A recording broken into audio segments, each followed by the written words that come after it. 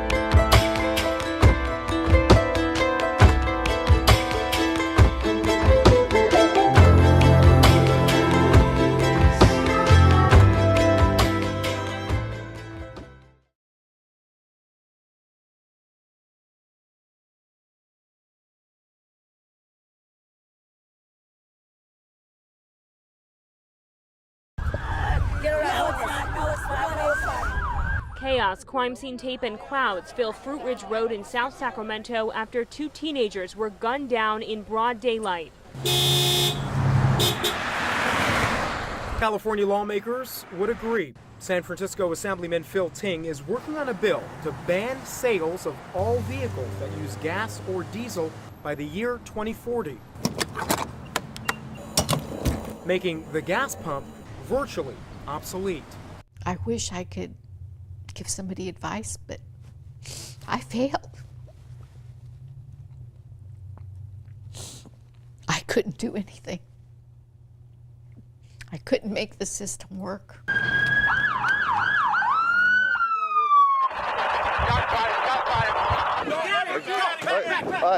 Chaos on a crowded Sacramento street as two police officers take fire. But while these visitors are welcome to come, technically, they're not welcome to work. You know, it's quite illegal, our situation. This man, who we'll call Victor, is from Spain. He, like many other trimmigrants, heard about Nevada City from friends abroad.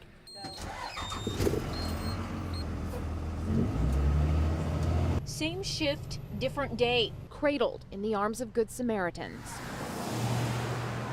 Thursday evening, a small memorial stands, memories, prayers, candle flames still glowing. Never has a story about ducks really made me lose and then regain my faith in humanity all in one fell swoop.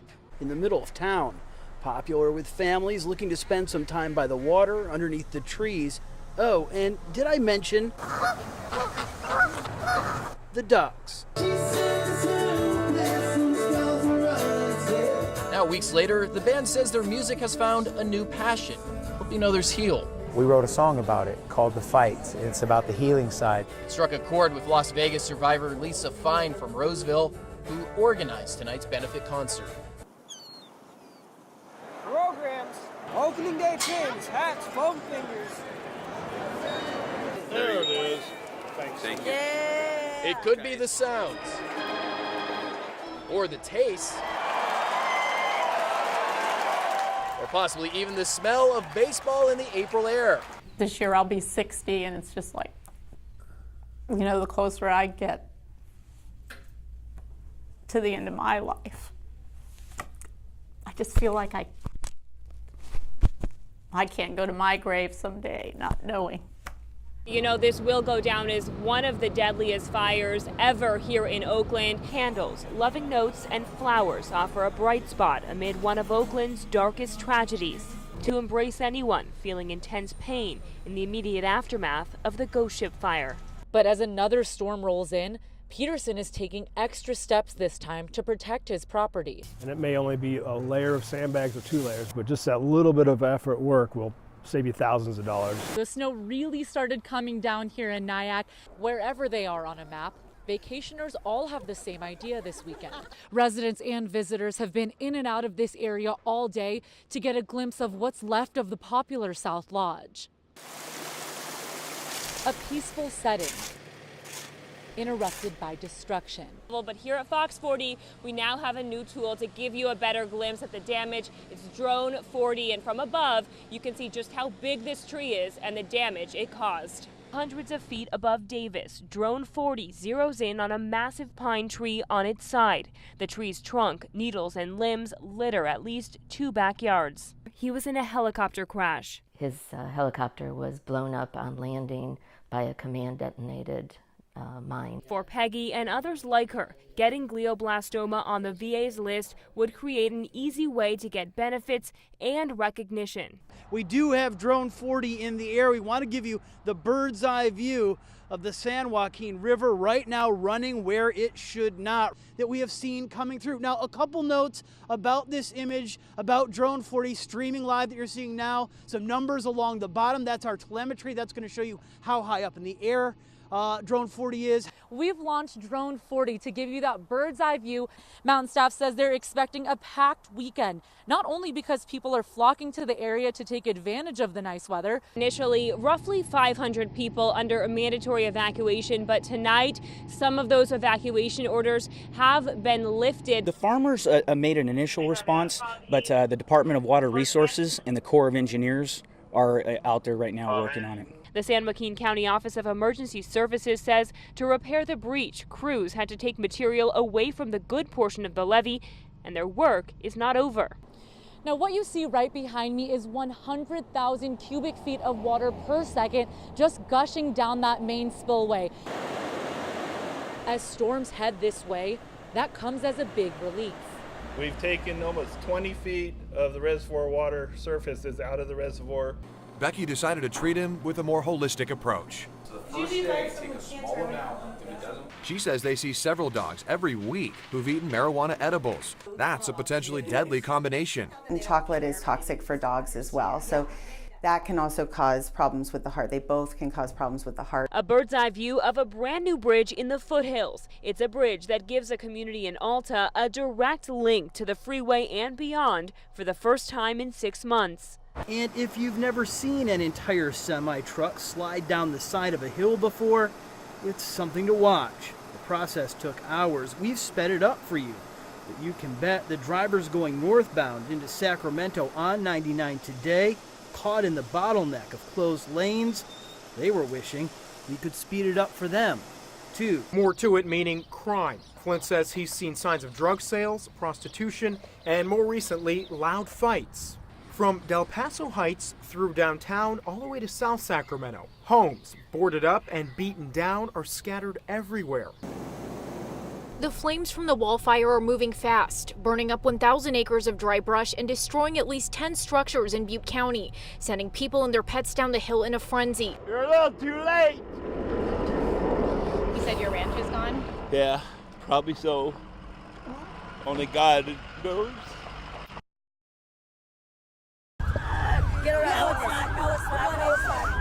Chaos, crime scene tape, and crowds fill Fruit Ridge Road in South Sacramento after 2 teenagers were gunned down in broad daylight. I heard like 7 shots. What did they do this time? Heartbroken loved ones showed up, sobbing and collapsing in grief.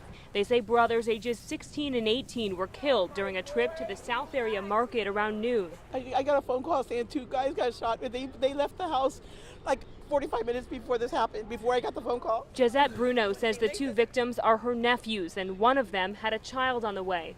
They don't even get in trouble. We tell them every time they leave, or every time I say, don't get in trouble, don't get in trouble.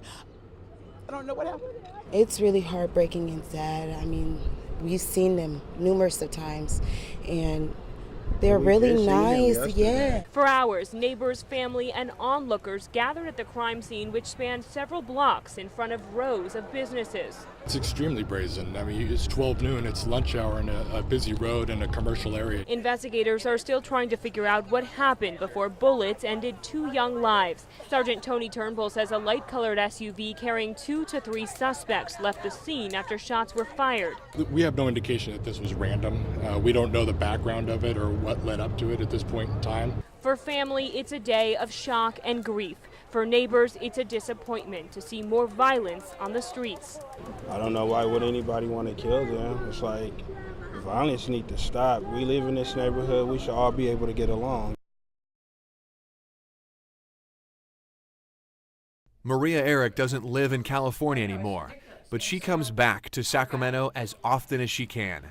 This year I'll be 60, and it's just like, you know, the closer I get to the end of my life, I just feel like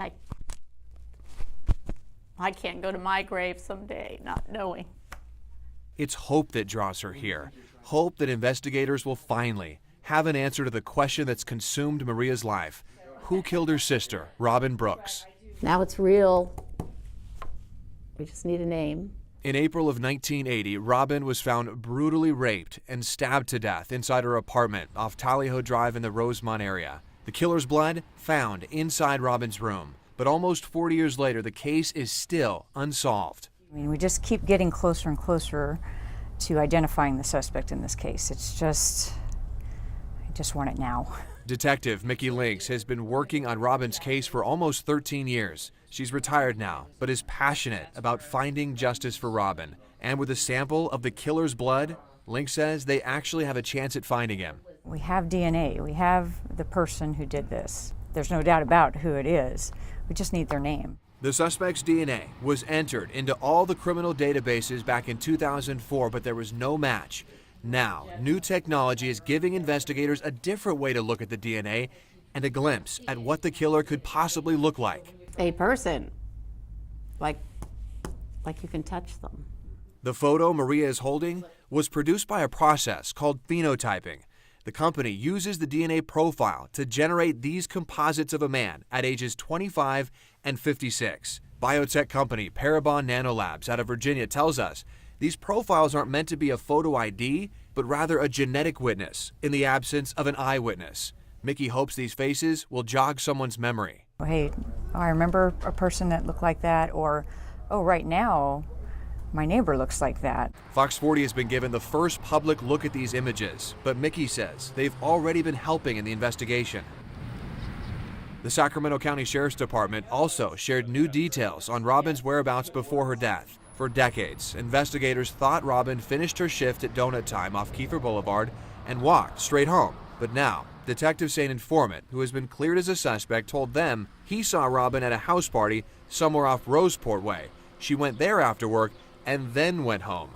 The informant also claims the party was made up of mostly older teens, many from Hiram Johnson High School in Lincoln Village. It's huge to know that the facts that we thought were in play for 36 years or whatever were not accurate. So as the tips come in, Mickey says this new information, combined with the composites, will help detectives eliminate possible suspects and move on to new leads. She says they're getting closer to unlocking the mystery and finding the killer. You're not going to get away with it. I mean, I'm going to do whatever I can to find you and make you pay for what you did.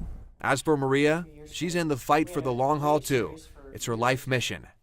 Gives me hope that it'll be solved.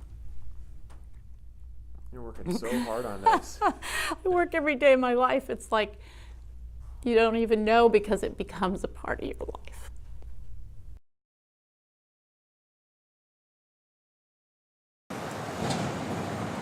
An improper lane change. Sounds pretty minor, but CHP says that's what led to this. The original accident's a 3-vehicle collision. 2 of the drivers involved were hospitalized, but thankfully, unbelievably, with only minor injuries. The wreck caused major traffic backups on 99 northbound at 50 as CHP first cleared the road of wreckage, next emptied the boxes of car parts the semi was hauling, and finally tried to figure out how to get this rig down from where it is, slumped on the highway embankment. Well, what's happening right now is we have two big rig tows. One's going to help guide it, as Caltrans is going to be cutting down the trees down the embankment. And if you've never seen an entire semi-truck slide down the side of a hill before, it's something to watch. The process took hours. We've sped it up for you. But you can bet the drivers going northbound into Sacramento on 99 today, caught in the bottleneck of closed lanes, they were wishing we could speed it up for them, too. In Sacramento, Ben Deasy, Fox 40 News.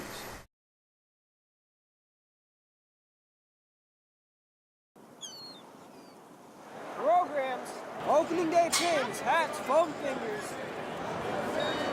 There it is. Thank you. It could be the sounds, or the taste, or possibly even the smell of baseball in the April air. The fans say there's a certain magic that only comes once a year when the Giants play their first home game. It's opening day. It's Christmas times 10.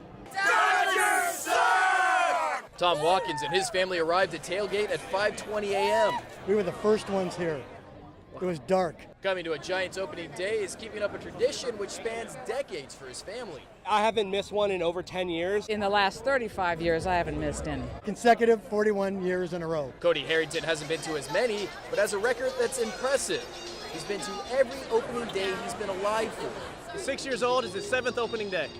Yeah, he hasn't missed one. Many Giants fans have lucky hats or jerseys they always bring to encourage a winning season, but Watson's hat is filled with pins. My favorite is always the last day of Candlestick. Other fans have more permanent Giants gear. I got it right after the 14 championship. And fans we spoke with are optimistic another championship could be coming this season. Another great part of opening day, they say, it's too early to know for sure. Start from scratch, everyone's even. But for the young fans, the best part may not be the baseball per se, but instead getting to miss classes. Spanish, PE, and I think art. What are you going to learn in one day at kindergarten?